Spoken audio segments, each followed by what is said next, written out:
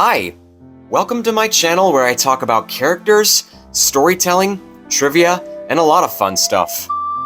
The Legend of Zelda Tears of the Kingdom is just about a month away, or it could be around the corner, released already or past that, depending on when you're watching this. In this video, I'll be reviewing the Legend of Zelda Ocarina of Time Manga adaptation of the hit video game of the same name. If you haven't read it and want to know if it's any good, this will contain some spoilers, but if you don't like that, I'll keep this non-spoiler review short. It's fun, adventurous, there's action, there's humor, and one big thing that makes it unique is that they added more personality to the characters. I bought mine on Amazon, and I saw it had a lot of 5-star reviews. If you have a child who loves The Legend of Zelda, I think they'll love this. The grade level recommendation is 1st grade to 6th grade, and reading age is recommended between 8 to 12. If you're an older Zelda fan who has a collection or anything like that, I think you'll want to give this a read. There's a link in the description. I hope you like it.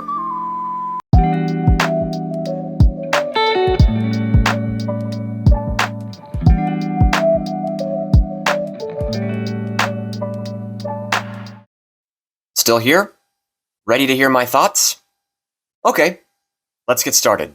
The prologue chapter of this book opens on a stormy night with a woman escaping a stormed castle as she takes her baby away to safety. It ends with the two laying down on the ground in front of a large talking tree that serves as a guardian spirit and father figure to the locals of where they are. Do these three look familiar? As told by the Deku Sprout in the game, it's a Hylian mother and her baby boy entering a forbidden forest. Because she was greatly injured, the mother entrusted her boy to the tree, and then she passed away. In short, those three characters are baby Link, his mother, and the Great Deku Tree. The story really begins with Mito taking advantage of 10-year-old Link, and won't let him go anywhere unless he has a fairy like the rest of the Kokiri, which he does not as he's different, even though the Great Deku Tree granted him every right. Meanwhile, Saria was one of the few Kokiri, if not the only one, to ever treat Link like a friend, despite no fairy. After showing her a slingshot he made and dancing with her while she plays her ocarina, he tells her of a dream which he keeps having every night, standing in front of a large house with pointy towers. Saria noted that although she hasn't seen one personally, his description was that of a castle found outside of the forest, and the universe has a lot of different countries. The next day, the parasite-armored arachnid Queen Goma appears to attack the forest and moves into the body of the Deku Tree himself. A blue fairy named Navi saw the entire event and was ordered to summon Link to him. Inside the Guardian Spirit, Link is about to get attacked by Goma, but is rescued by Mito, though he sees competition with him for Saria's affections, as he throws rocks at her. Seeing her eye as the weak spot, Navi notifies Link, and he launches a Deku Seed at her, thus returning Goma back to her true form. Though the curse broke, it was already too late to save the Great Deku Tree. As he slowly dies, he tells Link that Goma was also cursed, done by a black sorcerer, and sent her to look for the spiritual stone of the forest, aka the Kokiri's Emerald, and bring it to him to get his hands on the sacred golden triangle, the Triforce. Link carves a shield out of the Guardian Spirit's remains with the Kokiri sword, and while saying goodbye to everyone, Saria gives him her ocarina to remember the good times they had. Finally, he makes his way straight towards Hyrule Castle as he steps outside of the forest for the first time. Link is carried on a carriage driven by Talon, owner of Lon Lon Ranch, as he delivers milk to the market. Shop owners assume Link must be a thief for chowing down on a lot of food, but not paying for it. A mysterious little girl appears and agrees to pay 200 rupees for him, and they gave him back the stone, which the girl seems to be familiar with despite not personally seeing one. She notes that Link cannot get past the strict guards to get into the castle, so she offers to take him to Princess Zelda if he played with her for the whole day. Link and the girl have so much fun snacking on Goron Manju, bomb chew bowling, looking at masks and slingshotting rupees that night falls for them so quickly. Link fights off a group of Gerudo thugs, apparently going for the girl, knowing who she really is. While chasing them, a Sheikah woman who was looking for her, and presumably watching them the whole day, takes her back to the castle. The little girl has disappeared and left a blue ocarina with the Triforce symbol for Link to pick up and return to the princess. The next day, the princess tries to reason with her father not to join forces with Ganondorf. Of course, the king dismisses it as nothing and insists they live in a time of peace. Link enters the castle to find the princess, and when he enters the country yard, she confirms that was her playing with Link all along, and basically alluded to that by showing him the exact ocarina, which turns out to be the Ocarina of Time. She recognized Link because she had a dream of him showing up with a fairy along with a green stone, the Kokiri's Emerald. Before this, she saw Ganondorf attacking Hyrule Castle, so she knew it was a prophecy which her father did not believe. Like the video game, they planned to have Link find the last two spiritual stones, one of fire, the other of water, aka the Goron's Ruby and Zora's Sapphire, while Zelda keeps the ocarina away from Ganondorf. He makes a deal with Goron leader Darunia and King Zora of the exact domain that if he destroys the monsters of Infernal Dinosaur King Dodongo and Bioelectric Anemone, Baronade, they would give him their respective stones. He indeed uses the exact bomb flowers in Boomerang to fight them, and earns the ruby as a symbol of Goron Brotherhood and sapphire as an engagement ring from Princess Ruto, though Link hasn't seemed to have agreed with that as he's never heard of an engagement ring, and learns Epona song from Little Malin from Lon Lon Ranch. By the time he reaches back to the castle, it's already being attacked. Link tries to protect Zelda and Impa from a group of staff hoes, but they just keep getting back up every time he kills them. While Zelda and Impa run away from the castle, she throws the Ocarina of Time at Link, entrusting it to him to get the Triforce. Link can't seem to hold back Ganondorf from trying to find them. So, after he flees with Saria's Ocarina thinking it was the royal one, Link enters the Temple of Time and plays the Song of Time, leading him to the Master Sword. Pulling it out of the pedestal, he finds himself in the Chamber of Sages as a young adult. Rauru, the Sage of Light, confirms that he's the chosen hero called the Hero of Time, but as he was too young, he fell asleep for 7 years. So Ganondorf got his hands on the Triforce of Power and has taken over Hyrule. Luckily, the last two pieces, the Triforce of Wisdom, is in Zelda's hands, and the Triforce of Courage is in Link's hands. To stop him, Link needs to break the curses Ganondorf put on all over the land and free the sages to combine their power. Most of his journey is played out as the same as the game, like Link fighting Phantom Ganon in the Forest Temple, fighting Volvagia on Death Mountain, Morpha in the Water Temple, and Twin Rova at Gerudo Desert, but there's also a few differences as well. For example, Volvagia and Link were once friends. Bongo Bongo was replaced by Dark Link as a main villain for Link to fight, to unleash Impa's power as the Sage of Shadow, and Link was allowed to keep Epona for traveling after fighting to save the ranch from the Gerudo and freeing a corrupted Ingo rather than racing to keep her. After defeating everyone, Sheik, the only surviving Sheikah and companion who guided him on his journey, reveals himself to be Princess Zelda in disguise. As a child, it was her plan to come off as a Sheikah male working for Ganondorf to hide under his nose, which Impa agreed with. Before they can hug, Ganondorf found out Zelda's plan and captured her, separating her from Link yet again. With all the sages awakened, they make a bridge for him to cross and get access into Ganondorf's castle. With all three of them meeting up, their respected Triforce pieces in their hands glow, wanting to unite once again.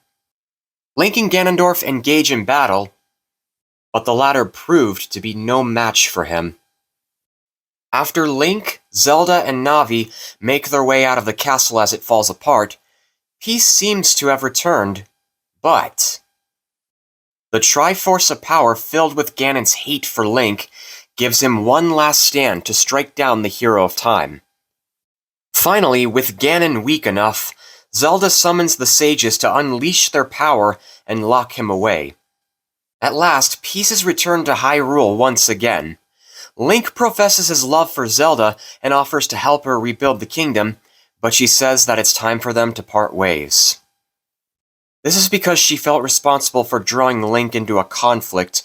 Heroes aren't needed in peaceful times, and she wants him to be happy as a child again. Though reluctant, he agreed to give her the Ocarina of Time, and she sent him back 7 years in the past.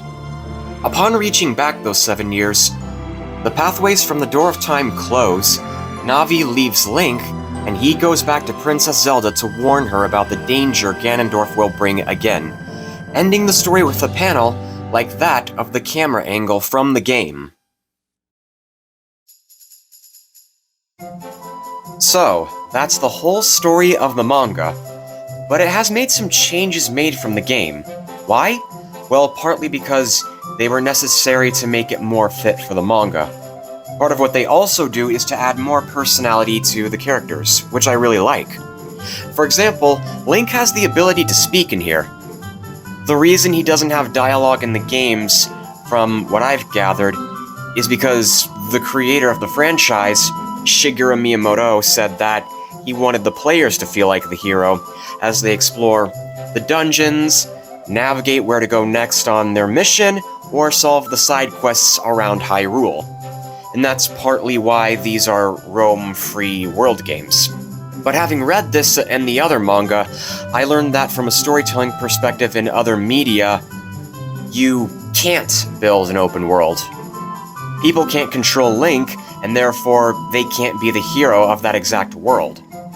Though a silent protagonist in the game is relatable through actions, even when others around him comment on how brave, daring, and proficient he is, the ability to talk and his own reactions to anyone else make you understand his character and drive to protect Hyrule and the locals more. In addition, I heard that Miyamoto and the producers of the games were involved with the manga than other people might think. So, if he didn't believe in Link speaking in other media, he probably wouldn't allow that. So if there ever were going to be any Zelda movies or anything, be it in actual anime, or like the Mario movie they're making with Illumination, it can't be doubted that Link will indeed speak. This is one change that I can agree with. Another change I like is Mito wielding the Kokiri sword at first, then giving it to Link so he can carve a shield out of a piece of the Great Deku Tree. I think it's supposed to show Mito having an ego, acting like he's in charge of the Kokiri locals. He also went with Link inside the Guardian Spirit himself to fight Queen Goma. On top of that, Link making the shield with the sword, that's one of my favorite parts of that book. It basically shows he's honoring the Guardian's memory, and it's all he has left of him. Later on, when Hyrule Castle is being stormed, one of the Staffos knock him down, he loses the shield, and it gets burned. Sure, it gets burned in the video game all the time, and you can always buy a new one, but the way it's executed here gives it more character. Carrying a part of his father figure with him gives you hope, and it becomes heartbreaking when it gets destroyed. Not to mention Saria's ocarina. After it flies out of Link's pocket, Ganondorf picks it up, thinking it's the Ocarina of Time, and later crushes it with his hands, knowing it was the wrong one. While it's heartbreaking to see how a possession that belongs to Link gets destroyed, that scene shows more of how ruthless and evil Ganondorf really is. One time, I had an interesting conversation with a friend, elaborating on why he thought the Fairy Ocarina was the Ocarina of Time. If I remember correctly, he said that the Fairy Ocarina is made of clay that was once pink, and when it dried, it turned into a tan color. So Ganondorf probably thought it was royal because pink is usually a color of clothing a princess would wear or they associate themselves with. Along with the green triangle on the mouthpiece, he likely believed that to be the symbol, the Triforce in some way, or at least maybe related to it. Again, this was a discussion I had with a friend once. They didn't mention it in the manga, but if you think about it, it might make sense. As for Sheik'S Role, it's the same as the game, where he helps Link and guides him across Hyrule, but also we got to see some scenes with him interacting with Ganondorf. Before it's revealed it was Zelda in disguise, she tells Ganondorf that Sheik was a descendant exiled from the Hylian royal family. Then, when he found out the castle had been stormed, he decided to return, and he agreed to serve Ganondorf because he didn't have a master. He even speaks of an ancient tale about the Sheikah tribe, where they once served the royal family and their logo was just an eye. They added a tear to it to symbolize the sorrow of the ones they lost after they betrayed the Sheikah. Speaking of the Sheikah, that earring on Link is actually a symbol of Sheikah right. Even when the males prove themselves worthy, and while he's really a Hylian, he earned it as a token, as rite of passage. This adds more depth to his relationship with Impa and shows how respected he is by the home of the tribe, Kakariko Village. Earlier, I mentioned Volvagia's role and Dark Link's role are completely different from their gaming counterparts. Starting with the dragon, he was defeated by a legendary Goron with the Megaton Hammer before the events of the main story. When Ganondorf revived him, that's where Link came in and finished him. In the manga, however, Volvagia was once friends with Link in his childhood. Some people have an eyebrow-raising question regarding when this occurred, whether it was before he met Princess Zelda or sometime after he found one of the spiritual stones. But that aside, Link purchased baby Volvagia in a store for 70 rupees. He intended to set him free, but instead, he followed him all over Hyrule, learned to say Link's name, and they became friends. Over time, they went their ways, but the next time they met wasn't very pleasant. Under Ganondorf's control, Volvagia attacked Death Mountain. Even when Link finds out and tries to reach out to him, he has no memory of him. In the end, the only option he has to save Death Mountain is to kill him. He shoots an arrow in the eye, kind of like a nod to weaken him in the game, and chops his head off, preventing the volcano from erupting lava all over Hyrule. But in doing so, it also broke the curse on the dragon. Taking one last look at him, he says Link's name one final time, which proves he does remember him. Indeed, this is one of the most heartbreaking scenes in the Zelda history. Don't get me wrong, the manga isn't necessarily canon, but their story in the manga makes one of the boss fights even more special. With Dark Link, he goes from being a mini-boss to a main villain in the manga, and therefore takes the place of Bongo Bongo. What reason they have for doing this, I don't know, but I think it might have something to do with the concept of confronting one's dark self, or facing the mirror. Sure, you can probably vibe with that in the game, but they probably added more depth to that in the manga. Dark Link is more than just an evil version of himself, too.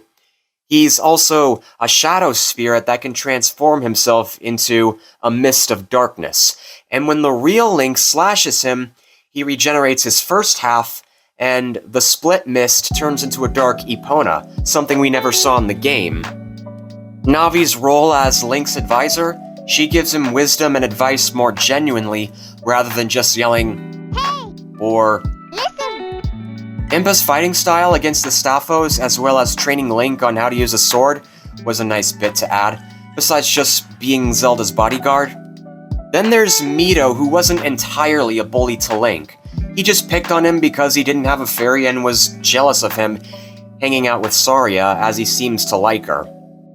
They even wrote a few bonus stories which give me vibes like the side quests from the game, even if there wasn't any inspiration from them. One big thing I really like about the manga, but seems to have mixed reactions from what I've seen on the internet, is the romance between Link and Zelda. As a Zelda-Link shipper, I do wish we would have gotten an ending where Link stays an adult, moves in with Zelda, and marries her.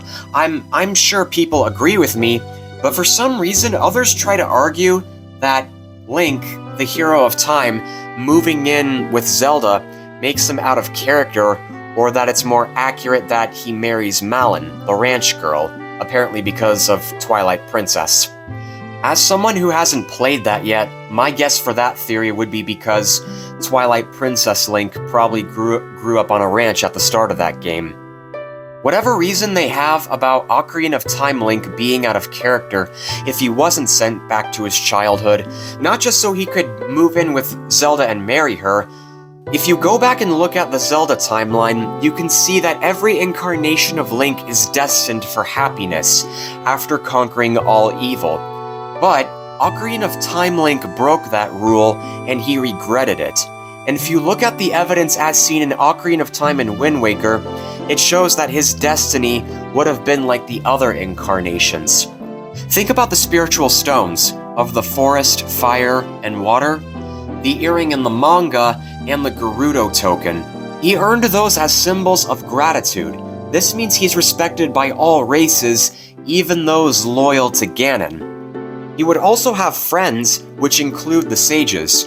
We don't even know the current status they're in the continued unified timeline. As mentioned in Twilight Princess, the hero of time was unable to pass on his skills, styles, and knowledge to newer generations of warriors. In the Wind Waker, Hyrule drowned because there was no hero to stop Ganondorf once he broke free of the seal. Heck, there's even a statue of him in the sunken castle of Hyrule. All this evidence has to be proof Ocarina of Time Link lives in happiness if he was not sent back in time. So I don't know why or how this would make him out of character. In terms of Malon likely being the one he went with because of Twilight Princess, I'm afraid there isn't enough evidence regarding Link having any feelings for her. One of the Sheik'S stones saying she wants to be taken away by a knight from the ranch isn't solid evidence enough either. Contrast all of that to not just the Ocarina of Time manga, but Majora's Mask. In the game, he remembers Zelda teaching her the Song of Time again before he left to go find Navi. It confirms that they spent time together and rebuilt their bond. Going back to the Ocarina of Time manga, they elaborated more on Malon's fantasy. When Link returns to the ranch, she initially declines his efforts to rescue her as she wishes to be rescued by a prince, not a fairy child. Of course, she reconsiders when the Gerudo and a corrupted Ingo attack. She starts to think he could be the prince she always dreamed of, until Sheik tells Link that Zelda is waiting for him at the Haunted Wastelands, which excites him. Malon noticed he referred to her by her name without using the royal term. At that moment, she knew he had feelings for Zelda and stopped believing he was her prince. There's also a remake manga released as a promo for the 3DS remake of the game, commissioned by Nintendo, which is also heavy on Zelink. In addition, the creators Miyamoto and Aonuma stated that the manga have filled in the gaps that they couldn't do with the games before, which we talked about through this video. Some people say they barely knew each other, but they seem to forget that they still recognized each other when they first met face to face. Because of this, there has to be more than them than just being destined to rally and wipe away whatever Ganondorf creates. Anyone could come up with any theory as to why Ocarina of Time Link married Malon, but here's a few facts. 1. If the creators wanted Zelink in the manga or remake manga to be less romantic, they could have requested the writers to do so. Remember, Miyamoto and Aonuma had more involvement than some people may think. Because of this, they don't talk about Malon very much. 2. Miyamoto stated that the story of Ocarina of Time, where Link looks around Hyrule to find Zelda, is a little bit romantic, so he thinks that it would be exciting if Zelda was Link's girlfriend. 3. While Malon also appears in the Oracles, the Minish Cap, and Four Sword Adventures, those games don't imply any romance between her and Link either. Zelda, however, kissed Link in the Oracles, and they had a close bond in the Minish Cap.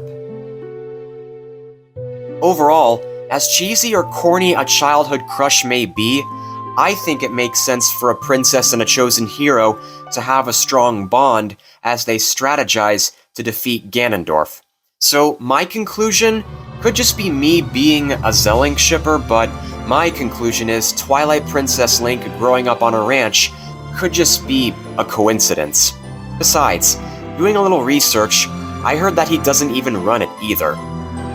So, because of this, it could be a possibility that they wanted to include some romance around Link and Zelda. They just couldn't before because of limits with the technology and data they had. And there you have it. These are my reasons why I enjoy The Legend of Zelda Ocarina of Time Manga. You might agree or disagree, and that's fine. But at the end of the day, these books gave a lot of Zelda fans more to appreciate about the games, and if I had not read any of them, I never would have come up with some ideas to adapt the games into movies. If you're a Zelda fan, I hope you liked this video. Want to give this book a read? It's available on Amazon, so I'll put a link in the description. Thanks for watching. Next time on this channel, Happy Clocktown, 2 Peas in a Pod. Basically, we're going to talk about 2 pieces of music that sound similar.